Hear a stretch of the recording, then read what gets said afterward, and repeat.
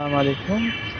আমি যে কারণে ভিডিওটা বানাচ্ছি সেটার কারণ হচ্ছে যে আমার ইসলাম গ্রহণের ব্যাপারে যেটা বলতে চাইছি আমি, যে এটার জন্য আমাকে না কেউ ফোর্স করেছে না কেউ জোর করেছে।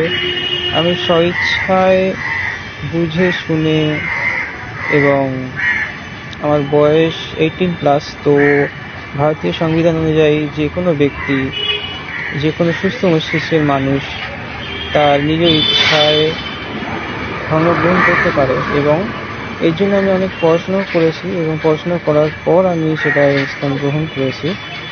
আর এর পরবর্তীতে আমাকে কেউ প্রেশারাইজ করেনি এর জন্য, আর আমি এই জন্য কাউকে দায়ী করছি না, বাট এটা সম্পূর্ণ আমার ব্যক্তিগত ইচ্ছে। আর বর্তমানে আমি এটার জন্য আরও বেশি